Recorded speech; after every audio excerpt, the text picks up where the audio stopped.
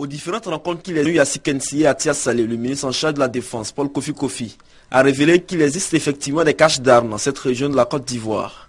Avec le général de division Gervais Kouassi, commandant supérieur de la gendarmerie nationale, Paul Kofi Kofi a demandé aux populations de dénoncer tous ceux qui s'adonnent à la drogue et surtout au maniement des armes dans les forêts autour de ces localités. Une situation préjudiciable à toute la région.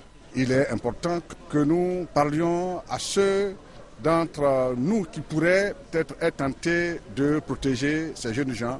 Parce qu'aujourd'hui, Abidjan est saturé.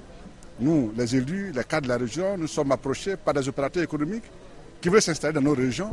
Mais il nous faut savoir que notre région n'est pas totalement sécurisée en raison des jeunes qui portent des armes dans nos forêts.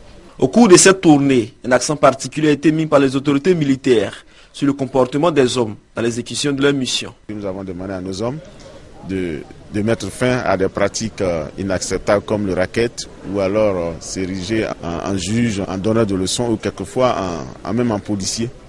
Pour le reste, un appel à une franche collaboration population-force de l'ordre ainsi que les pistes de solutions au phénomène de coupeurs de route sur l'axe Abidjan et Libou ont été les autres sujets abordés par le ministre en charge de la Défense avec les populations de Sikensi et de Tiasalé.